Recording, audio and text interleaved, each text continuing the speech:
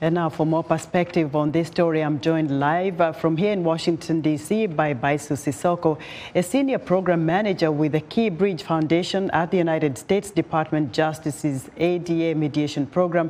Mr. Sissoko, welcome to Africa 54.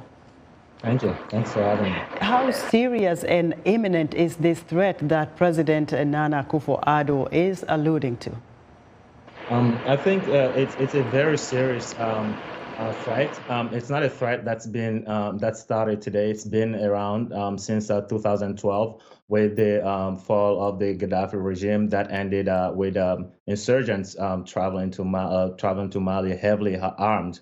And since then, the security and peace situation has worsened towards moving towards the coastal areas of West Africa. And I think this initiative is a welcome initiative that's hopefully with the goals of curbing the security situation which is spreading towards those coastal areas. So it's a very urgent. We've seen some as recently as a few months ago some attacks in those coastal areas, but we also have seen some collaborations that have been developing among those coastal countries to try to curb violence from spreading to the south. Mr. Sissoko, maybe talk to us about which countries are most vulnerable and why.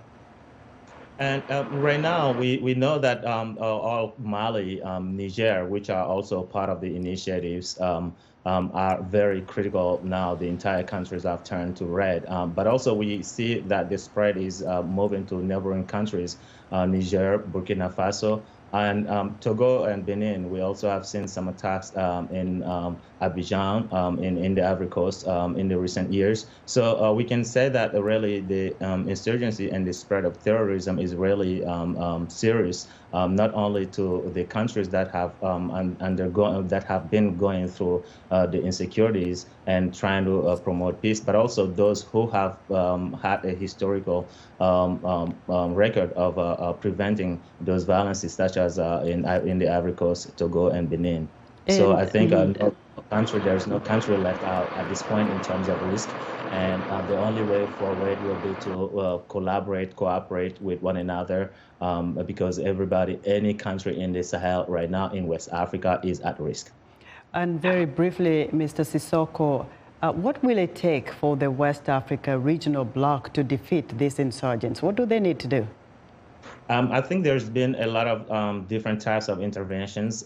There's been local interventions, but also regional and international interventions. And now what seems to be the goal of this this initiative is really to create awareness, one, of the worsening situation in terms of security in the Sahel, but in West Africa in general, two, to also create an awareness that it is, even though it is a regional issue, it has international implications, and three, that it will require all stakeholders to really come together, right, towards an inclusive initiative, which is what I believe this one is about. Mm-hmm. And right, the main aspect on what makes this one particularly different, right, is we're going to have to wrap it there, Mr. Sissoko, but thank you so much for your perspective.